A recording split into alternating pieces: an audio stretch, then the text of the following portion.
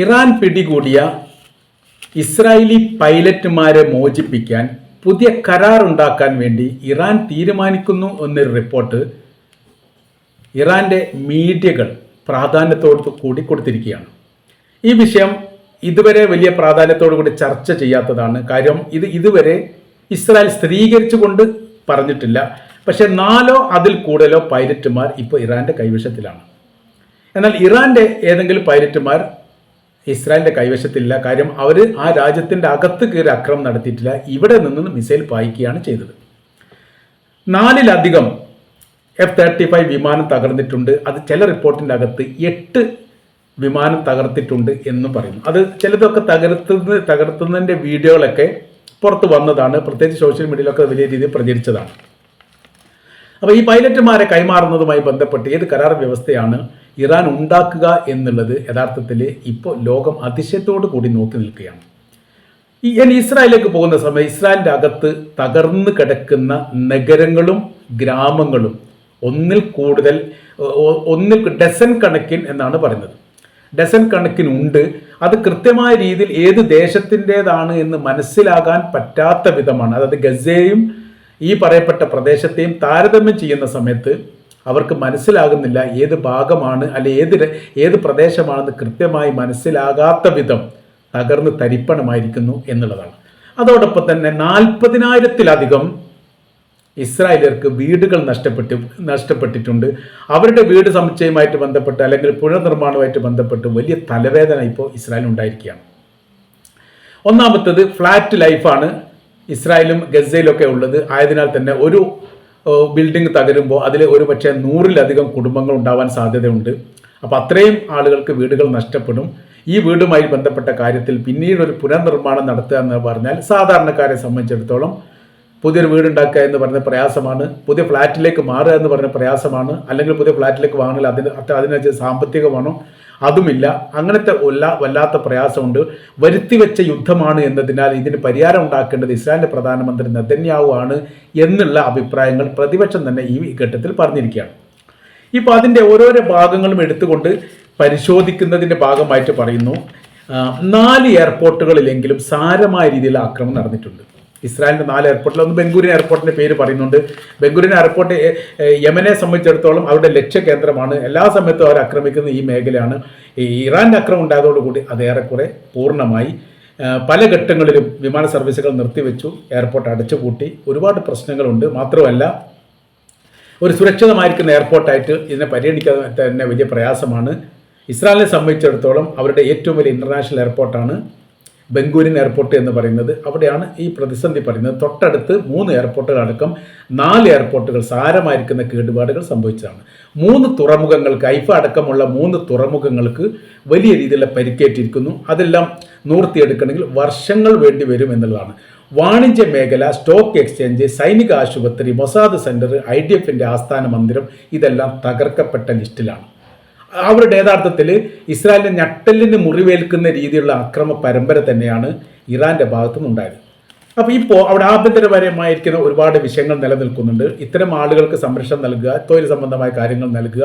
മാത്രവുമല്ല ഇപ്പോൾ ഈ സൈനികരിലേക്ക് IDFൻ്റെ സൈനികരിൽ നിന്ന് ആളുകൾ വിരമിക്കുന്ന ഒരുപാട് പ്രശ്നങ്ങളുണ്ട്. ആ കാര്യവുമായി ബന്ധപ്പെട്ട് വലിയ പ്രശ്നങ്ങൾ സർക്കാർ നേരിട്ട് കൊണ്ടിരിക്കുകയാണ്.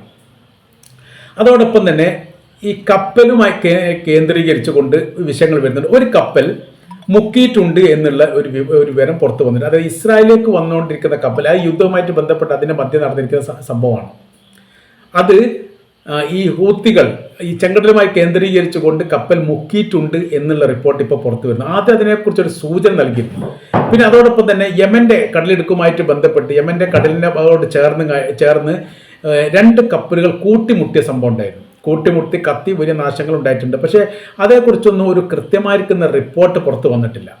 അത് ഏത് തരത്തിലാണ്, എങ്ങനെയാണ്, ആൾനാശം എത്ര ഉണ്ട്, വലിയ കാര്യങ്ങൾ എന്തൊക്കെയാണ് എന്നതിനെക്കുറിച്ചൊന്നും പല കാര്യങ്ങളും യുദ്ധവുമായിട്ട് ബന്ധപ്പെട്ട് പുറത്തറിയാത്തതാണ് എന്നുള്ളതാണ് മനസ്സിലാക്കാൻ വേണ്ടി പറ്റുന്നത്. അപ്പോൾ ഇവരുടെ പ്രധാനമായിരിക്കുന്ന ജെറുസലേം നഗരത്തെ കേന്ദ്രീകരിച്ചുകൊണ്ടൊരു ആക്രമണം ഉണ്ടാവുക എന്ന് പറയുന്നത് അതൊക്കെ ചരിത്രത്തിൽ ആദ്യമായിട്ടാണ്. ഇപ്പോൾ വിചാരണ ചെയ്യണം നെതന്യാഹുവിനെ എന്നൊരു അഭിപ്രായം പുറത്തു വരുന്നു. കാര്യം എന്ന് പറയുന്നത് അനാവശ്യമായിരിക്കുന്ന ഒരു ഇടപെടലാണ് നടത്തിയത്. ഗസയുമായിട്ട് ബന്ധപ്പെട്ട യുദ്ധത്തെക്കുറിച്ച് പരാമർശിക്കുന്ന ഭാഗത്ത് ഇങ്ങനെ കാണുന്നു, ഗസയുടെ യുദ്ധം ഇസ്രായേൽ വരുത്തിയതല്ല, അത് ഹമാസ് ഇങ്ങോട്ട് ആക്രമിച്ചതാണ്. ഏത് രാജ്യത്തിനോടും അല്ലെങ്കിൽ ഏത് മധ്യസ്ഥ ചർച്ചക്കിടയിലും നമുക്കത് പറയാൻ ന്യായമുണ്ട്. നമ്മൾ അങ്ങോട്ട് പോയതല്ല, ഇങ്ങോട്ട് വന്ന് ആക്രമിച്ച് നമ്മൾ പ്രതിരോധമാണ് സൃഷ്ടിച്ചത്. യുദ്ധവുമായിട്ട് ബന്ധപ്പെടുന്ന സമയത്ത് പല മരണങ്ങളും പല വിഷയങ്ങളൊക്കെ ഉണ്ടാവും. അതിൻ്റെ ഭാഗമായിട്ട് നമുക്ക് പറയാൻ പറ്റും, ന്യായീകരിച്ച് നിർത്താൻ വേണ്ടി പറ്റും.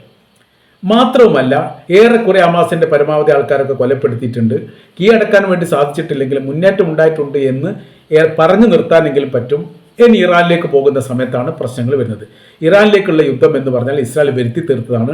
അതിൽ തിരിച്ചടി എന്ന് പറഞ്ഞാൽ നമ്മുടെ രാജ്യത്തിൻ്റെ സുരക്ഷയെ പോലും ബാധിക്കുന്ന തരത്തിൽ നമ്മുടെ രാജ്യം നടുവൊടിഞ്ഞിരിക്കുന്നു. പ്രതിരോധ സംവിധാനങ്ങളെല്ലാം തകർക്കപ്പെട്ടിരിക്കുന്നു. നമ്മൾ വീണ്ടും ഇത്തരം പ്രവൃത്തികൾക്കൊക്കെ എനിക്കാലോചിതമായിരിക്കുന്ന മാറ്റങ്ങൾ വരുത്തിയിട്ട് പുനർനിർമ്മിതി നടത്തണം. നമ്മുടെ ആയുധങ്ങൾ എല്ലാം തകർന്ന രീതിയിലോ അല്ലെങ്കിൽ അതിന് ശക്തിയില്ലാത്ത രീതിയിലുള്ള അവസ്ഥയിലോ എത്തിയിരിക്കുന്നു എന്നുള്ള അഭിപ്രായം പുറത്തു വരുന്നു.